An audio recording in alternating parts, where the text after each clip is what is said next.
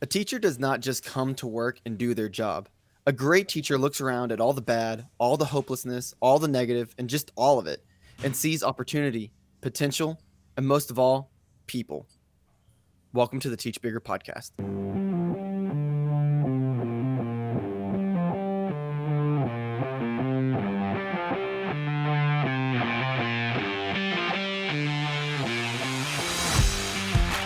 Welcome to the Teach Bigger podcast. I'm Chris Pratt. I'm Chris Mosley. And I'm Tyler Lamond. And today we are so excited because we have a phenomenal guest on the program today that I know that at the end of this episode, you're going to want to hear more from her.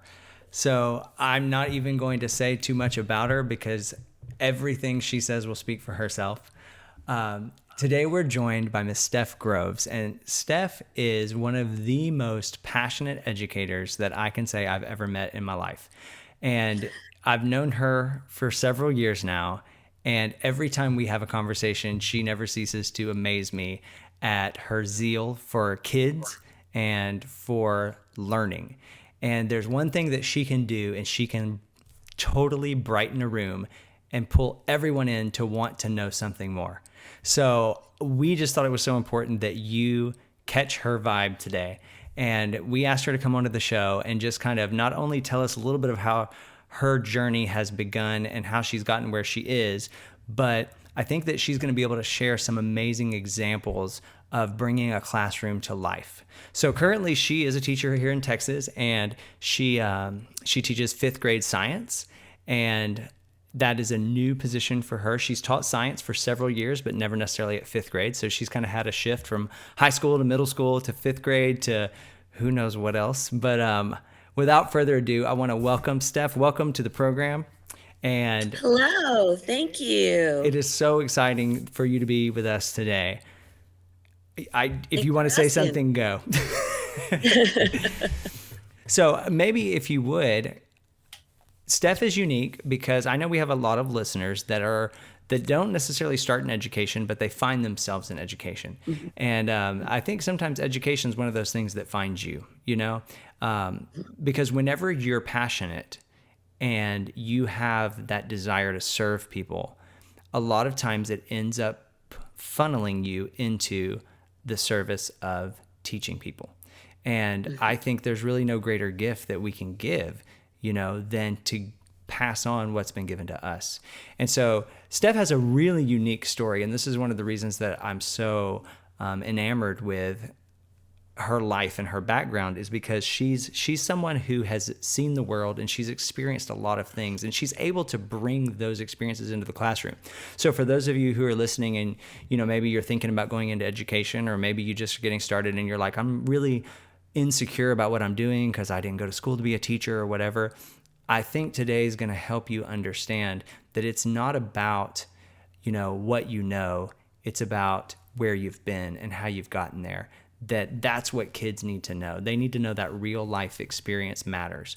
So Stef, if you would maybe just kind of jump in and give us a little bit of your history. I mean, we don't have to start from the day you were born unless you just want to, but give us a little bit of understanding of how you've gotten where you've gotten, because you have an interesting journey. Well, first of all, it starts with my mother was born and raised in County Cork, Ireland, and she came over to America, right? And so my mother just didn't know a lot about being here in America. So I'm in school, and school was okay for me. I loved it. I was a cheerleader, and then I played sports, and I was a Tiger mascot. But, in my family, we never thought about higher education. We never thought about going on. And we didn't have a lot of money. And my mom had no idea that there was a thing called financial aid. And that's back when they only gave you the money that you could only get so much money per year. You couldn't get yourself in the huge debts that kids get into now. Mm-hmm. You had so many credit hours before they would up your money. So I went into the United States Navy because I wasn't going to rely on my parents. I was going to be self-sufficient. And I know you can't see me, but maybe you can hear in my voice that I have this glowing personality. Since I was a nuclear weapons technician, I seem to radiate something. into the world. That's right. So, but I tell you, you tell a room full of kids that you worked with nuclear weapons, and they kind of look at you. It's kind of interesting. So I have I to bet ask they it do. because I know that we have listeners that are wanting to know exactly what I'm wanting to know, and that is this. So, what does a nuclear arms technician actually do? I mean, Well, seeing that we haven't really yeah, blown up anything lately. if I told you, I'd have to kill you. No, That's what I was thinking.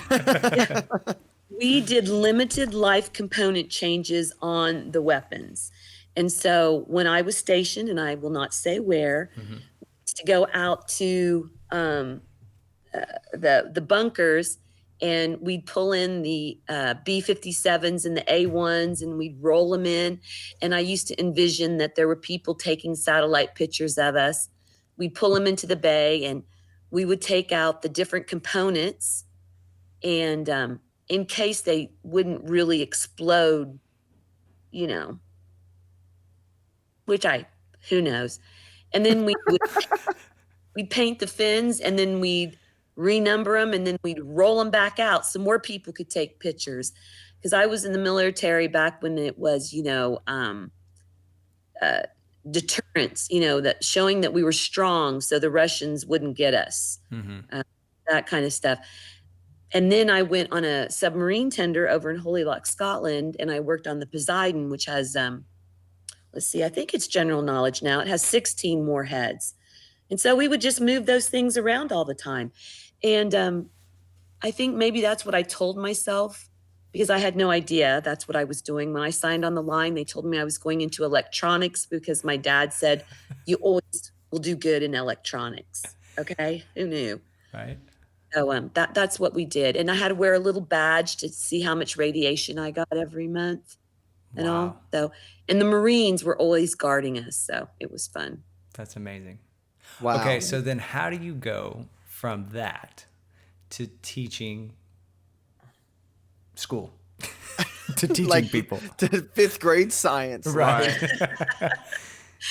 Well, I did my 5 years in the Navy, and I got out, and I was married, and I had a baby, and then I had another one, and things were going good, and I was a stay-at-home mom, and I just loved my kids. I never wanted to have children, and then when it happened, I said, "Well, shoot, I guess I'll just be the best parent I can."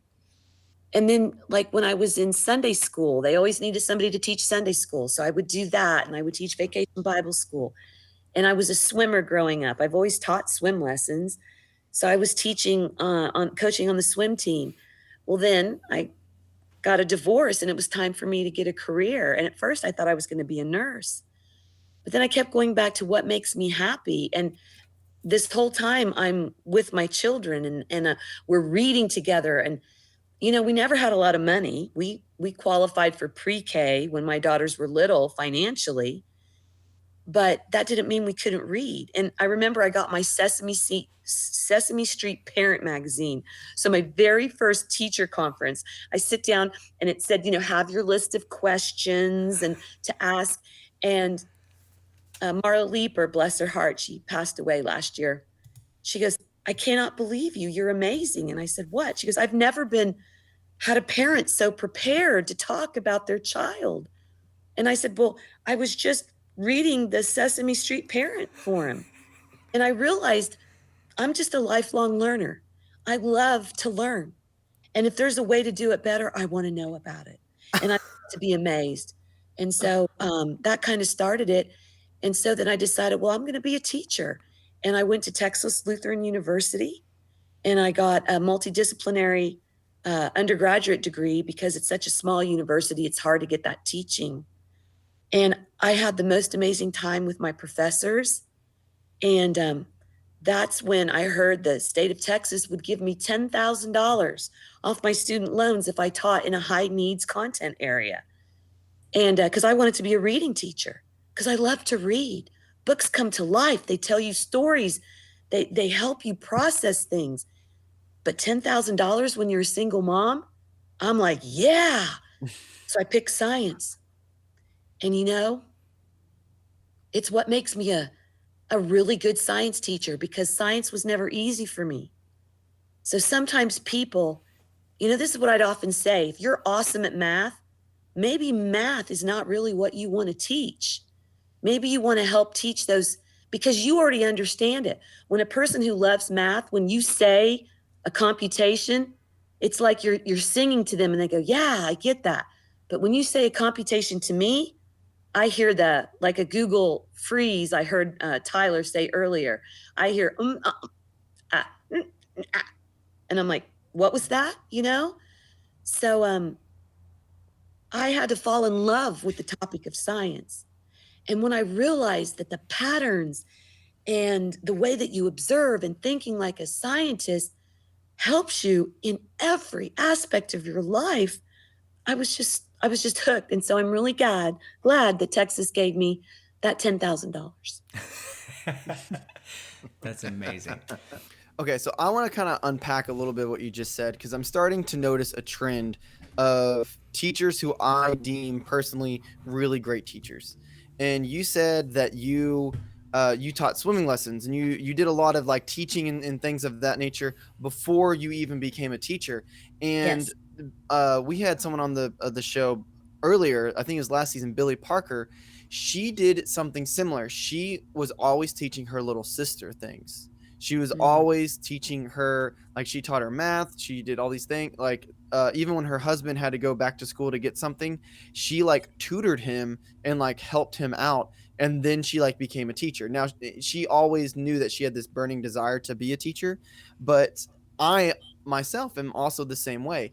I started out teaching music lessons, that one on one, and they were whenever you do something like that, whether it be swim lessons, music lessons, or just kind of tutoring somebody or something, or teaching somebody how to use your hands, you're doing just that. You're teaching them a skill, a hands-on skill that as they practice it, they are learning in trial by fire and all that type of stuff. And I think that is what's missing in our core classes because it's almost to the point where like I'm getting tired of hearing the term hands-on because that's what everyone's saying nowadays, and I think that's so true. It's not just, it doesn't need to just be relevant to them, but it needs to be hands on.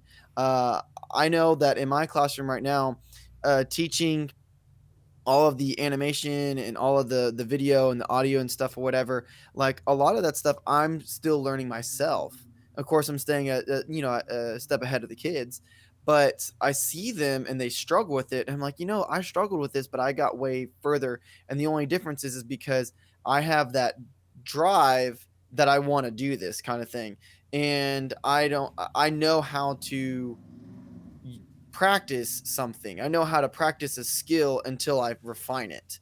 And I think that's the same thing that what you were doing with your swimming or whatever. So you took those lessons that you learned of how to teach that and you just mhm. applied it. And I can only imagine how the fun and different types of lessons that you have in your class as well. Yes, yes. And what I think I like also about what you said, and one thing that I think is real important, I'm not afraid to say, "Oh, I don't know. I'm not sure." And I can remember growing up, my teachers were like these all-knowing orbs that, you know, uh, thought they were always right about everything, and then you were afraid to make a mistake. And these sometimes when there's only the multiple choice test and or kids will go, "Well, am I right?" And sometimes in science, there's not a right or wrong. There's just it's supported or it's not. And you have to be willing to take academic risks. And I think we miss that sometimes that we're breeding that out of our kids. Well, there has to be a right or a wrong. Well, no, maybe there's just a way that's a little bit easier. Let's look for another way. Can we do something, work smarter, not harder? And I think that's important. And as a teacher, I learn all the time with my kids. And I'm glad Mhm. you're kind of doing that too, then, Tyler, with all that animation. Yeah, definitely. And the last thing that you said, or the last thing that I remember you saying, was that something about maybe what you truly love or what comes natural to you isn't what you want to be teaching because maybe it comes so natural to you that it's hard for you to break down or something like that. Yes, yes. And I have a friend who's an art teacher, and she used to be a media teacher. And she said that she didn't like teaching it because she had a hard time breaking it down. And now she's an art teacher and she's in love with art and like all of this stuff, and she had no idea that all these things were like this, and she's really good at teaching it because for whatever reason that's what clicks in her mind of how to break down. Maybe it's because she's still learning it now or whatever, Hmm. and she finds it hard to teach what she's really good at, which is the media stuff. So Yes. I think you're on to something with that. I don't know what it is, but I think it's bigger, Well, teaching well, bigger. math is very, very difficult. And I've worked with a lot of people, and I had to get a tutor to get through my college math. And the best math teachers I've run into are people who said, "Yeah, math has been hard for me." It's because it's almost like we have more than I tell my kids, don't say I don't know. Talk to me because I have over 21 different ways to say the same thing. And I Yes. know which way to apply it to you. So you got to give me a nugget so I can help you. Don't be afraid of being wrong. We're learning together. And then if you can think of a better way, it was funny in our team meeting, somebody said, yeah, a student looked at me and said, well, Miss, I think you could improve the lesson by doing this. And they're like, where did he come up with that? And, I had to raise my hand because I said, well, after we do a lab, I usually say, does anybody have a way that maybe I could teach that better or any ideas? Nice. And he had just come from my class. Yes, that's awesome. That is really cool. I love that. Because, But man, what a compliment to ask your opinion of something. That's a real compliment for somebody to give you. Steph, what you're saying right now and what you and Tyler are hitting on is so valuable for these kids in their lives. Because you know what? Yes. I mean, they may or may not grow up to really dive in and use science. I mean, because, I'll be honest right now, my profession, I don't use a lot of science. I mean, I'm sure I do on some level. You could probably justify that it's there, but that's not in the Right. forefront of my mind. I don't need that to survive. Okay. But what I do need to survive in my everyday life is the ability to say, how can I do this better? What I Yes. do need to be able to survive is to be able to, whenever there's a problem or a conflict with someone else, I need to be able to look at them and say, how do we fix this? Instead of just saying, I don't know. Because if every time I have a problem with my wife, I look at her and say, I don't know, we're not going to make it far. We've got to be able to work it out, and we've got to be able to experiment and try things. I mean, I have 3 daughters. I have a 6-year-old, a 3-year-old, and a 14-month-old. And we have to experiment a lot. I'm sure. I'm My sure. whole life is an experiment right now. And I think for the most part, everything's blowing up. But I mean, these are life skills. And if a kid in 5th grade can start to realize that mindset, then they won't even know they're applying it, but it's just what they do. Mhm. Yes, and that's where I get really excited about science. I want you to think about what patterns are you noticing? Because that's the one I think where I would say you use science all the time, or really those, critical thinking, those problem solving, those are those, buzzwords that we used all along. But unless kids can look from a different perspective, and which is so good in so many different ways about Mhm. along with others and diversity, what's that perspective? You'll get stuck. That you can't have tunnel vision and really take in the world. And it's exciting. I really love it. And I I think I have moved kids forward. They're talking more when they do their benchmark tests for me. They have to write notes. Mrs. Groves, I don't think you've covered this as well as I like, or I thought it was this because of. I'm trying, but this didn't make any sense. They're communicating with me. And another one of my team members said she's noticing that the kids are doing that on their tests for her. So if we get this dialogue, then we don't have to always be so pressured on, oh, I'm right and you're wrong. Let's look for a compromise and what's best for everybody. Okay, so this is so important because just this week, one of my roles is I'm an instructional coach in the area of Mhm. technology. Okay, so just like most campuses have a math instructional coach and a ELA or RLA instructional coach, my campus has a technology instructional coach in addition, and that's what I do. And I was talking to a teacher this week, and honestly, the problem was not technology, it was classroom management, right? Yeah. But whenever you start to talk to this teacher, their first reaction is to defend themselves and try to explain Yes. why they're not wrong. And Mm-hmm. this is the antithesis of what you're talking Yes. about having that mindset as a teacher. And this is what we have to adopt. I mean, this is like the Teach Bigger challenge of the week, right? Can you teach your kids to give you honest feedback in a respectful way so that you can meet their needs? Because it's not Mm-hmm. about your ego, and it's not about I'm the teacher, I'm right. And whenever your, supervisor comes in or whatever, like it shouldn't become a defensive moment. It should become a moment of learning. And I mean, Mm-hmm. like, we've said things like this before on the podcast. Like, your principal, your supervisor, they should be there to help you. And I realize there are some that Mm-hmm. abuse power, so I get that. But I think 9 times out of 10, most administration on most campuses want to see their people improve. And you can get that relationship if you come to them seeking that, and if you come to your students seeking that, because when you're someone who wants to learn, no one can stop you. Yes. Go ahead, Mosley, because No, I've talked a I don't know lot. if I like take this up. Okay, so um, a thing that I do is people who get in front of like either presenters or like teachers.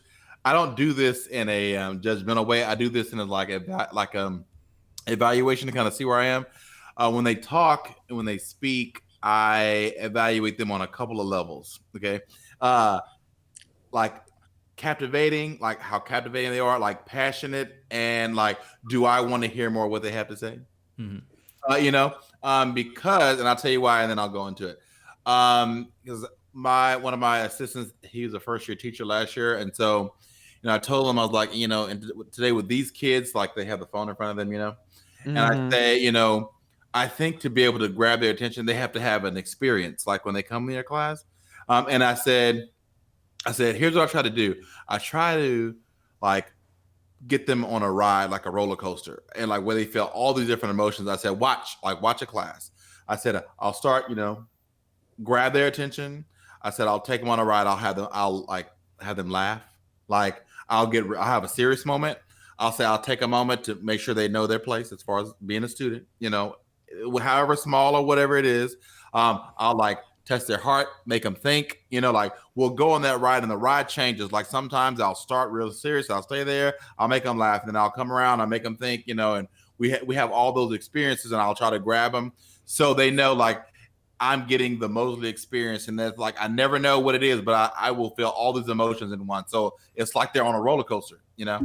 And so I said, I think if you do that, you won't have to worry about it, because you're more interesting than what they have on their phone. Mm-hmm. So that's a part of like engagement is like, what is that experience like in your room? So I'm curious because just with you talking in the last couple of, minutes, I am so interested to anything that you have to say based on your passion, based on your enthusiasm.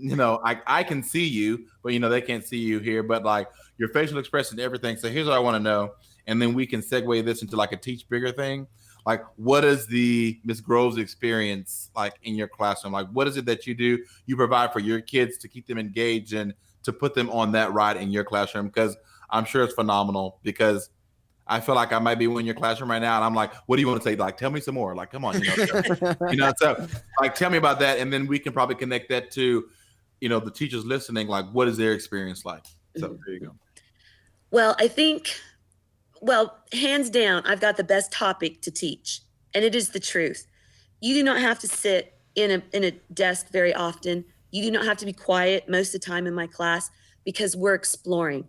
So what it is, I kind of like to just take everyday things and ask them, how does that happen? Why does that happen? You know, um, I love breaking down words, because my thought today, we're doing living and non-living things. Well, it's much more fun to say biotic and abiotic. But my kids, if I tell them what does bio mean, they say life. And I say, what is ology? And it's the study of. And so we were playing around. What's cardiology? Cardi's heart. It's the study of the heart.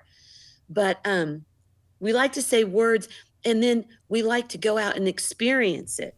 Because, see, in fifth grade, I miss a little bit of what you were just saying to me, because my fifth graders like a little bit more routine than my eighth graders or my high schoolers did. Mhm. They actually got upset that I was changing their seats every 3 weeks. That was too much for them. Okay. So I've kind of had it's been a big learning curve with fifth grade, but I like to make them think and get them excited about stuff. Mhm. Today is like, what are interactions? And I'm so lucky. I bring my dog to school.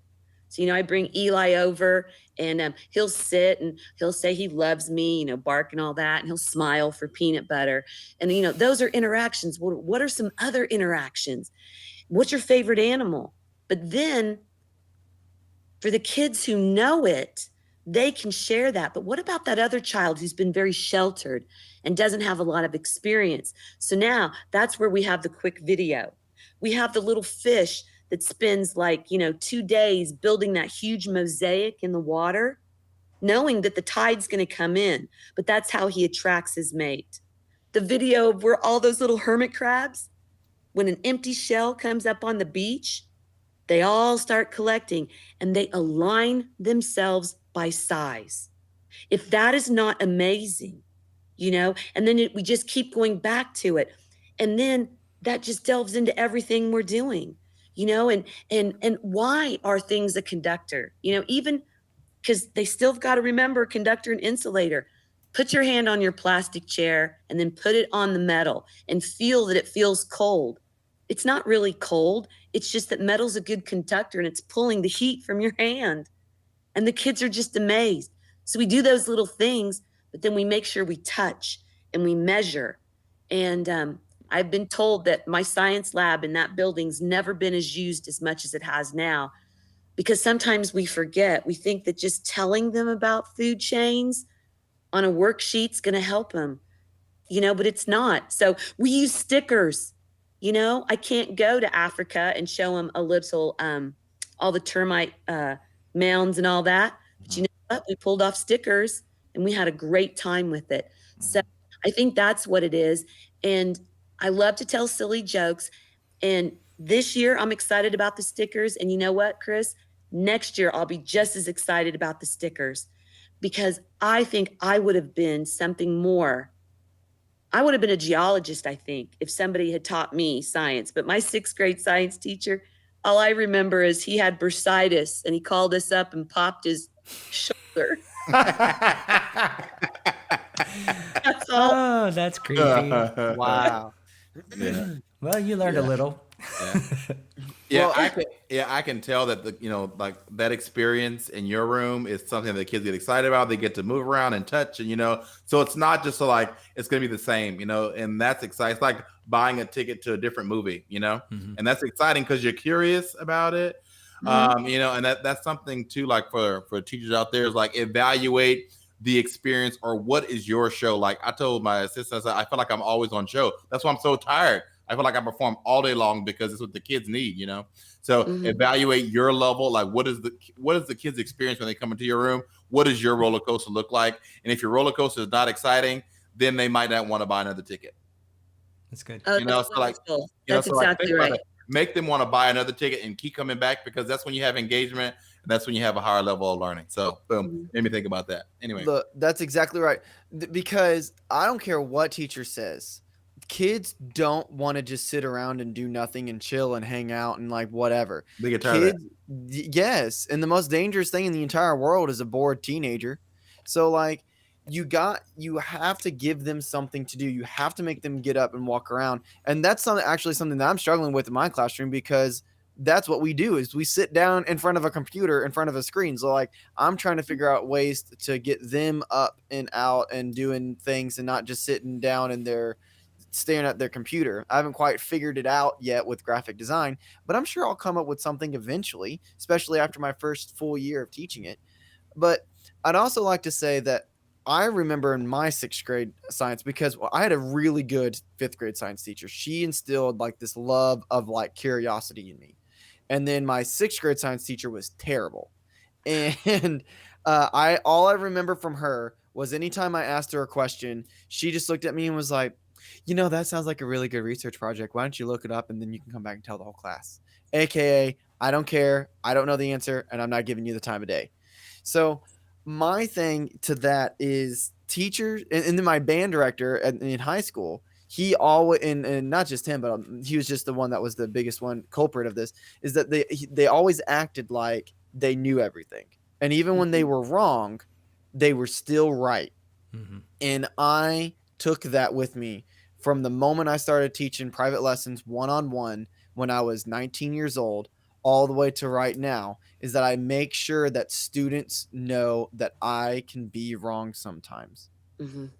But you Yeah. gotta walk that line of like, even though I'm wrong, like you still gotta do what I say. You know what I'm saying? Yeah. Of course. I think it's like showing a bit of vulnerability with them, so that's when Exactly. that's about showing like you're a real person, not, and I think if you have that create like culture created, like, hey, help me with this. I told and my assistant saw this, so like I'll have kids and I'll ask them questions that I already know the answer to, and Mhm. I'm like, hey, what do you think about this? Do you know about this? And they see like, you know what? He's asking for my help. Like, he's my teacher. I'll ask for help for things that I can do, just so they see that I'm soliciting their help with something that I could do myself, but I'm wanting them, whatever. And I think that's a vulnerable piece, and that lets them be more open to things you have to say. Like, I'm big about being coachable. That's like me being coachable, and they're seeing that, Mhm. And so when I'm asking them to do something, like, well, he does the same thing. Like, I can help him with something, like, and I think they see that, and that opens up the door and lets their guard down too, because I've let my guard down for them too. You know what I'm saying? Exactly. And that's not just kids. That's just people in general. Mm-hmm. I was a part of the Houston Texans band. I hate football. I hate football. Like, I think it's one of the worst sports out there. Sorry to any football fans out there. Well, I don't there goes all of our I football know, right? coaches. Like, it went straight downhill. Mhm. But the reason I got in there is a whole nother story in itself. But I stayed for 3 years because the person who was ahead of it was like that. He'd come up to me and he's like, "Hey Tyler, I'm thinking about doing this and this and this and this." And he's like, "You think that's a good idea? Like, what's going on? What do you think?" And I'm like, "Oh my God, like this man's been in this Mhm. industry for 25, 30 years and he's asking me." Mhm. I felt valued. I felt Mhm. like I was listened and I stayed. Like, Mhm. that's weird. I stayed doing a thing that I didn't really enjoy because the people around me were good. And all I got to say about it is, teachers, stop acting like you know everything and that you're these omnipotent beings who like can't make a mistake, or that you have to prove that you're right. Mhm. Like, that's not the case. The last thing I'll say about that is, this past week I got pulled in and my principal had a talk with me because I hadn't been taking my attendance on time.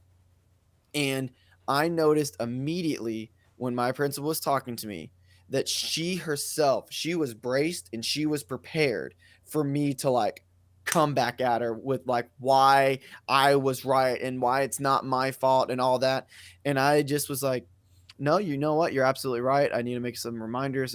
I bet if I just put a sticky note on my computer, like I'll remember to do it, and this or whatever. And I could tell that she was not used to that. She was not used to a teacher not trying to defend themselves or blame something else or try to prove that they were right. And I don't think that that's how it should be. I don't know. We had a saying a couple of years ago that Tyler and I would pass around quite a bit, and it was this, and I think it's just fitting. It's prove nothing, improve everything. And I think when that is your mindset, that you have nothing to prove, you just want to learn and grow and get better. And it doesn't mean that you walk around with a defeatist attitude and you're no good, but it means Mhm. that you know how to be humble and you know how to say, I want to learn more. And then when you Mhm. are successful, you celebrate those successes. So that's powerful. But okay, so Steph, there's several other things that you have said along the way, and I've been taking notes. So I want to I want to circle back here, and bring a few of these up so we can kind of expound on them. Okay, the first thing that you had talked about with Mosley was, that it is this roller coaster ride, and we can tell and gather from you. Like, I'm just picturing what your class probably looks like, and but I guess I'm thinking that could get out of hand so fast. Like, it could go crazy in a second. Like, if one of our listeners right now were to just go, well, you know what? Tomorrow I'm just going to be a nutcase. I'm just going to go in and I'm going to make them laugh. I'm going to make them cry. I'm going to dance. I'm going to sing. Like, who knows what might quite happen, So maybe you could just for a moment kind of explain to us, how do you create a classroom environment where you have the freedom to do that and the kids have the freedom to do that and still learn? Because we know that kids always take everything to the extreme, and whatever you do, they're going to amplify it 10 times. So if you're crazy, they're going to be real crazy. So how do you balance that out? Oh my gosh, it is called classroom procedure. And this was, it's funny you should talk to me this year. This is my worst year about classroom procedure because the bulk of my time was with 8th graders. Okay. And man, I had my 8th grade down to a science. And then I went up to high school. I had to fill in for high school, and those kiddos, bless their hearts, they just needed someone to love on them and believe in them. And now my little 5th graders, I wasn't down. I'm going to do so much better next year, but I didn't know like if I was too harsh or if my word sure about myself, right? So I've got one class, it's like clockwork. A second class, we're doing pretty good, but my 2 afternoon classes is why my voice doesn't work. And because I didn't have my routines down, I changed them, and that blows up their little world. Mm-hmm. I would say you really need to have what you're going to do planned out. Like we were just doing our science journals, but I was realizing that the kids were not doing, like parents that wanted to help them study, I don't let the science journals go home because we spend so much time on those and then they'll lose them. Well, now think about that. They don't have anything to study. Now, a lot of my kids being over 70% free and reduced, they don't have time to study. But what about those kids that do, or the parents that are involved? So I thought a lot about that over the holiday break. So now we have our science white folders. Next year, I'm going to do totally different. But I'm giving them more things that they can take home and study. And I am giving them a vocabulary quiz, because if you don't know the words, like if I ask you, to tell me what kind of consumer consumes other consumers, that was actually a question. Is it an herbivore? Is it a carnivore? Is it a carnivore and an omnivore? You can't even begin to answer that question if you don't know that vocabulary. So we do Quizlet and we have games with it and everything, but we definitely have routines and they know what needs to be done.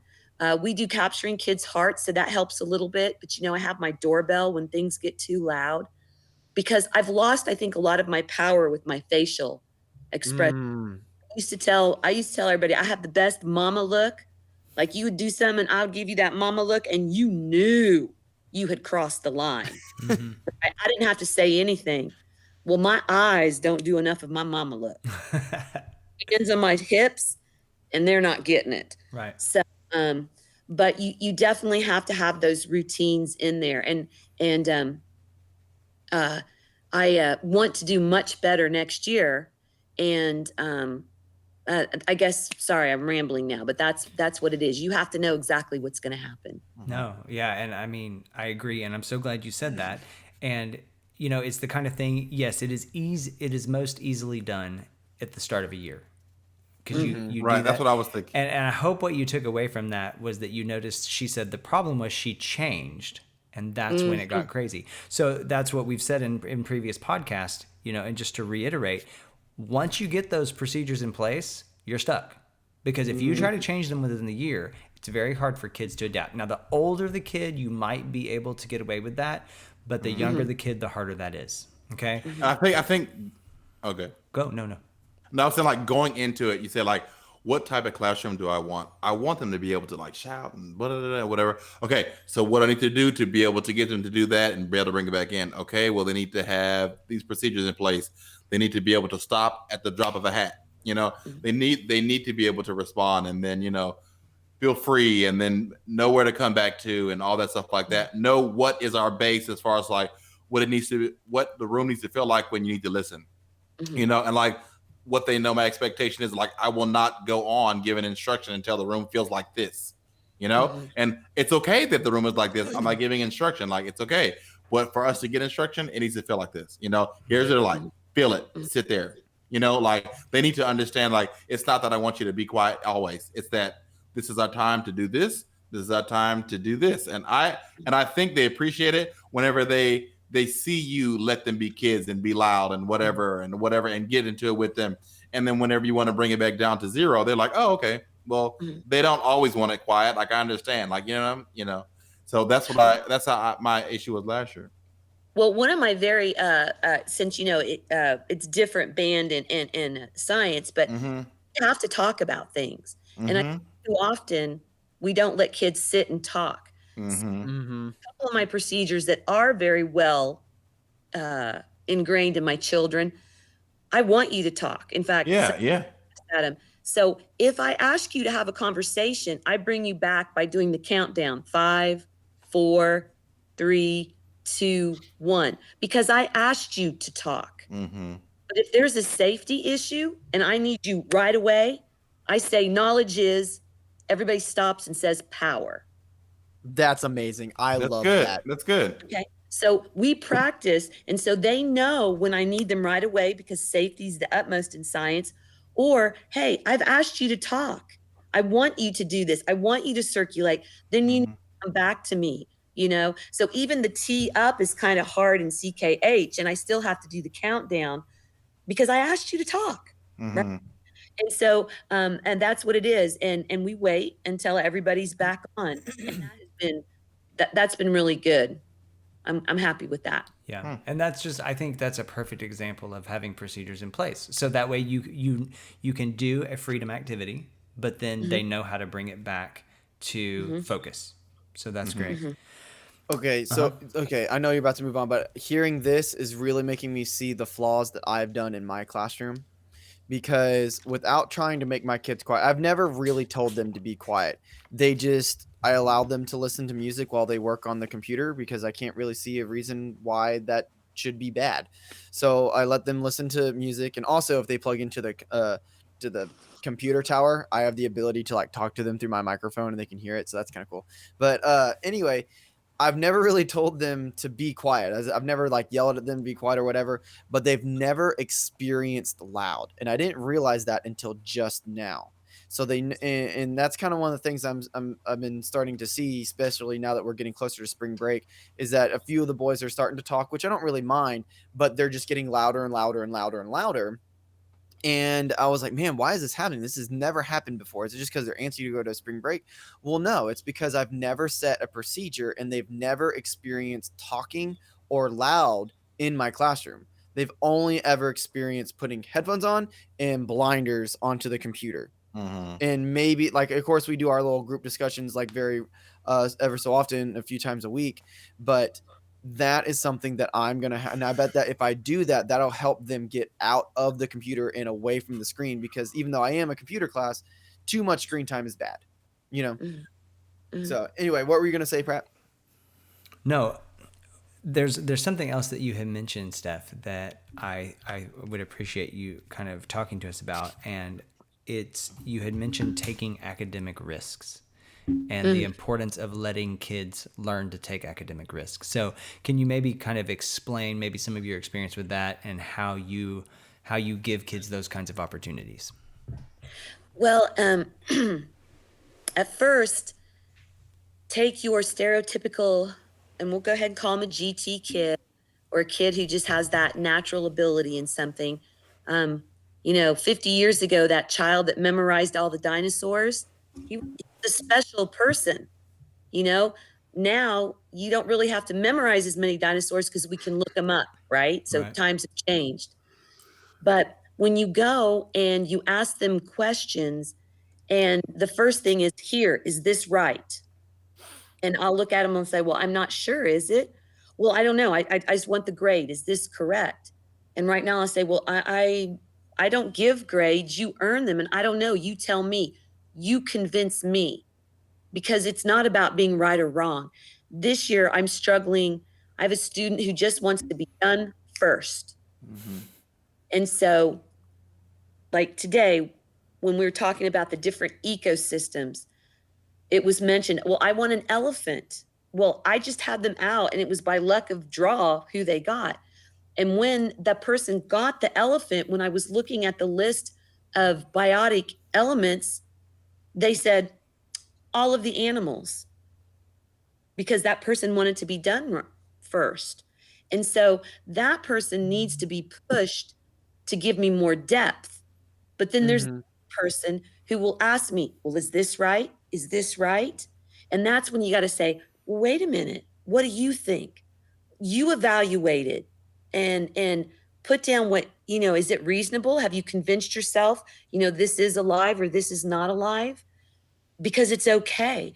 And that's where formative assessment comes in, where you're not taking the grade, you're just taking the temperature of the class, to where we're doing really good with accountable talk too.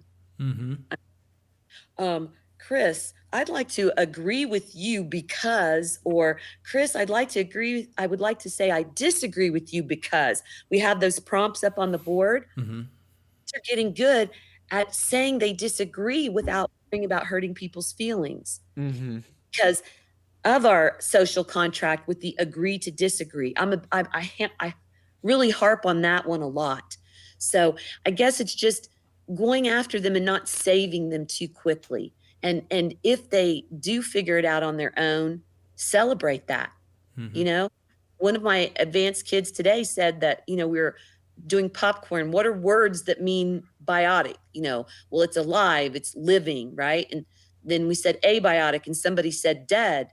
And then we said, really? And then, well, wait a minute. You had to be alive to be dead, right? So just because you're dead doesn't mean you're abiotic. So it was really good conversation. Yeah. So I'm pausing because it looks like Tyler, did you want to say something? No, I'm Okay. actually I'm amazed how much about science that I'm learning and relearning just through this podcast right now. Like I'm actually like amazed at Mhm. like she's saying words and I'm like, I didn't know that. She's like biotic and I'm like, oh, that means like abiotic. Well, that means oh wow, no, she's right. Like, ooh, I don't know how to describe that. Like Mhm. Okay, so maybe we can hit on this last topic because this one is really, it's really important to me. You had mentioned in your opening monologue that you really encourage kids to think like scientists. Mhm. And that's been something that I've really grappled with for several years now. When I very first started doing work with College Board, that was one of the things they introduced me to, was that in every discipline, that their goal is to teach kids to think like someone in the discipline. So if your discipline is music, how do you think like a musician? Mhm. If you are in math, how do you think like a mathematician? If you are, in language arts, how do you think like a poet, or how do you think like a writer? How do you think like an editor? Like all these different things. And I think kids are so distanced from what it is in real life because it's just their work. It's the assignment, it's the test we have to take. And we as teachers, we have the responsibility to pull that out and say it's not about this experiment or this lab or this outcome or this product even necessarily. I mean, from the band world, it's so easy for us to get focused on the product. And that's one of the things that Tyler and I grappled with so much. And when we were working together is, like all we think about is this contest, but the kids aren't learning to be musicians. They're learning how to produce a program. And so we have to guard ourselves against that. And unfortunately, I know here in Texas, and I know it's this way in many other states, the test is sort of the king, and you have to answer to the king. But in the end of the day, our kids are going to have to learn these mindsets so that they can be successful wherever they go. Because where they're not going to go is to a test. They're not going to go to that. And that test in 30 years isn't going to make a difference. So, can you help us understand? And my hope is that as you talk about how you inspire your kids to be scientists and what that looks like in your classroom, I'm hoping that our listeners and me can start to think about, where am I and how can I adopt that same mindset? Because what Steph is going to talk about, it may not be exactly what you do. She's not giving you a formula. She's giving you a mindset, and then you have to adapt it. So, Steph. Well, it's so funny. When I was driving home tonight, they were talking about the biggest problem we have in the world right now is disinformation. Mm. And they said, really, it's going to take probably 30 to 50 years to solve it. So when I say think like a scientist, just because I tell you that, you know, a rainbow is Roy G. Biv, that's how you remember it. I don't want you to take my word for it, you know? Mm-hmm. I want you to see it. And we do a lot of that. Like I tell them you can evaporate the water and the salt will be left. And they're like, oh. And I said, okay, don't take my word for it. Look at it, make the observations, see it. Let's look for those patterns.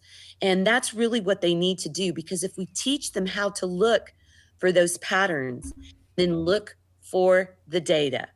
And it's been kind of hard this year because you have some people that are very polarized with mask wearing. And I tell them in my room it's a non-issue because it's science. And we've seen the videos where when you have a covering over your mouth, the aerosol doesn't come out and spread into the room, right?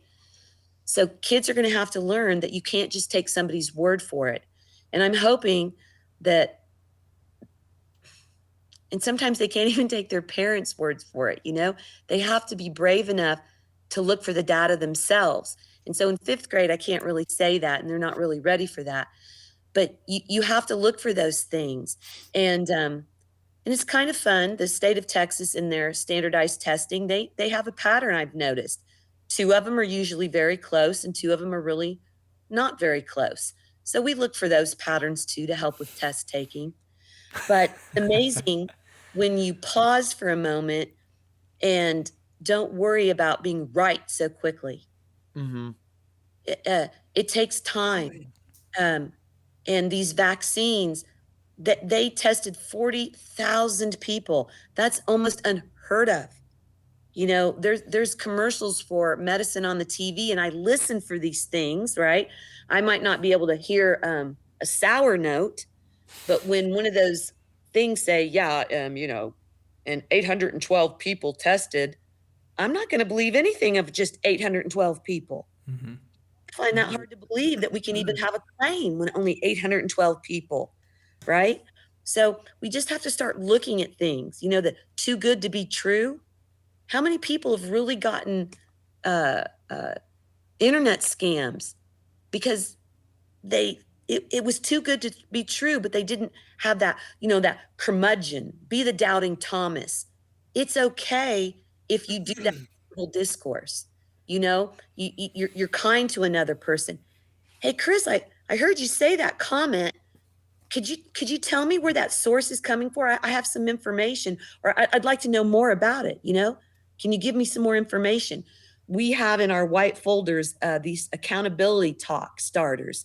So it's different ways that kids can start conversations, and one of them is, can you tell me some more about that, or can you say it a different way when you're not really sure if what the other person said is something you can believe in. Yeah. Wow. Mm-hmm. So that internet scam and all of this, what you're talking about, uh, I've seen students in my class, whether it would be in band or whether it was in the class I'm teaching now, and they literally will see the answer, like right there in front of them, but their insecurity is so strong that it dwarfs their ability to to physically see, and then they get it wrong.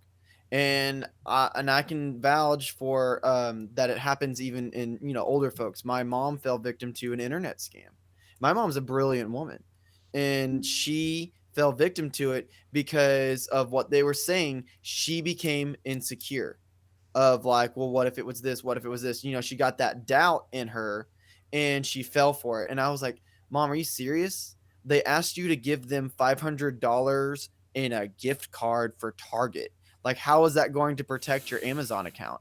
You know what I mean? Like, that's common sense. And she could see that, but the insecurities and the doubt that was placed in her and that was growing overdid that. It overshadowed that. And I think that happens a lot because so many kids, especially nowadays, are so insecure with their, I mean, everything, their intelligence, their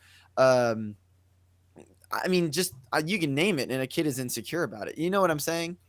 So I wonder then, so how could we how could we make that situation, turn it to a benefit? So if we get kids understanding that, number one, that it's okay to be wrong. Two, you don't have to know something instantly.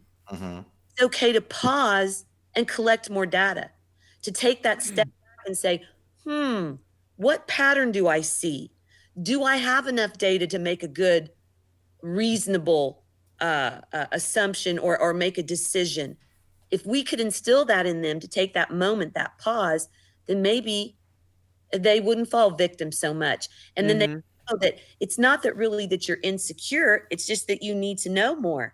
And if you're a lifelong learner, and it's not that you can't do it, you just can't do it yet, right? Mm-hmm. And maybe all of those little caveats we keep instilling in our kids will really just shape them and make them stronger individuals. So see, it's all about science, guys. Look, you have made me a believer. Mhm. You have made me a believer so much. And what you said, I wrote it down. You said that it's a mindset, it's not a formula. But formulas are so easy. They're so much easier than a mindset, you know? Mhm.